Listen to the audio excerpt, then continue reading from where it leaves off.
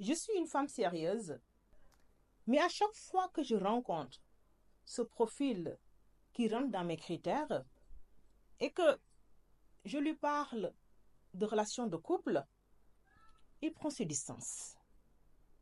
Est-ce que c'est moi le problème, coach? C'est une question qui revient souvent. Mais écoute-moi bien, ma chérie. Ça dépend du timing. Je t'explique.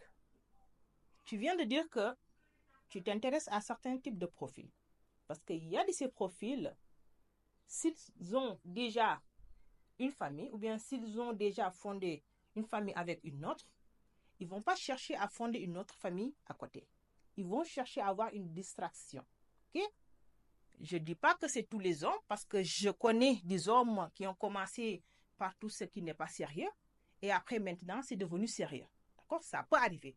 Mais attention, c'est une minorité. L'autre chose, ça dépend aussi de ce qui se passe dans son couple.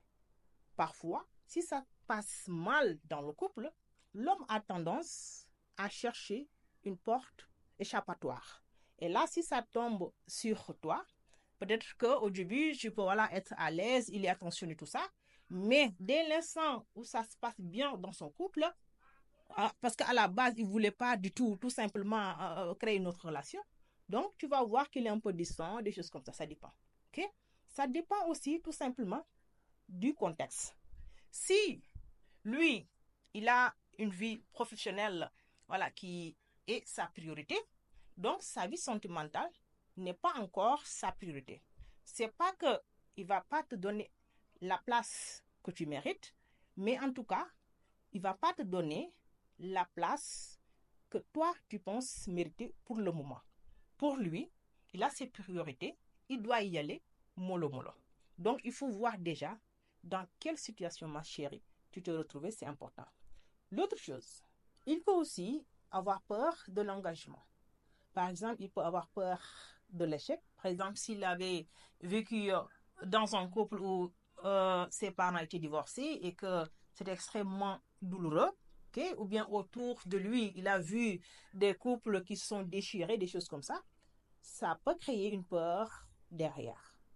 S'il s'agit de ça, pour l'aider à déconnecter ces pensées négatives là qu'il a sur tout ce qui est mariage ou bien en tout cas vie de couple, vous devez tout simplement avoir des moments où vous allez quelque part ou regarder des vidéos qui font qu'on voit des couples qui ont réussi leur vie de couple. On voit des couples avec des enfants qui sont épanouis, qui sont bien, qui ne sont pas malheureux du tout. C'est qu'il faut toujours orienter vos activités vers ce côté-là. C'est important pour qu'ils puissent tout simplement déconnecter la perception qu'il a du couple ou bien du mariage. Il peut ne pas être prêt financièrement aussi. Hein? Voilà. Avec cette pression sociale-là, on voit ce qui se passe avec les mariages, on voit ce qui se passe avec les dot, tout ça, les cérémonies. C'est pas évident, en tout cas pour certains hommes, ça, il faut le reconnaître. Voilà, donc ça dépend d'où lui, comment il voit ça. Quand tu l'entends parfois dire que je veux te mettre dans de très bonnes conditions, quand il parle de conditions, voilà, il est tout le temps penché vers tout ce qui est matériel, tout ça. Donc peut-être qu'il a cette peur-là, voilà, tout simplement de ne pas être à la hauteur, je veux dire, financièrement. Donc, pour corriger un peu ça, il faut lui faire comprendre tout simplement que vous avez cette complicité-là qui fait que vous serez sur la même longueur d'onde là. Donc, il n'y aura pas une autre qui va t'influencer jusqu'à ce que tu le pousses à, je peux dire, vouloir aller au-delà de ses capacités. Ça peut l'assurer, ça peut l'aider à revoir tout simplement votre relation. Il peut aussi avoir peur de perdre sa liberté ou bien avoir peur du changement. Parce qu'il y a de ces hommes, pour eux, le mariage égale perte de liberté, le mariage égale routine, le mariage égale pression, le mariage égale bras dessous, bras dessus. C'est qu'à chaque fois, c'est comme ça. Donc, ils ont peur de perdre leur liberté. Pour que tu puisses tout simplement recadrer ça, il faut avoir des activités tout simplement. Pour lui montrer que toi-même, tu n'as pas du tout le temps d'être tout le temps collé, je veux dire, l'un envers l'autre. Là, tu vas lui laisser son espace. Là, s'il voit que tu as d'autres activités, s'il voit que tu as une vie intéressante, s'il voit que vraiment tu es active, là, il sera rassuré de ce côté-là. Donc, si actuellement tu ne fais rien, ou bien en tout cas, je ne parle pas de ta vie professionnelle, je parle de ta vie personnelle. Si actuellement tu n'as pas d'activité perso, là, il faut vraiment créer ça pour lui montrer tout simplement que tu vas pas trop être sur son dos, voilà, après le mariage. Il peut être rassuré avec ça. Voilà donc le dernier point qu'on va voir, parce que tout simplement, on ne peut pas étaler tout ici. Donc, c'est ce manque de clarté intérieure. C'est que ça a à voir avec ses propres doutes. Ok? Il peut t'aimer, il peut être sûr de t'aimer, mais il n'est pas sûr à 100% que tu es la bonne personne pour la vie. Ça arrive.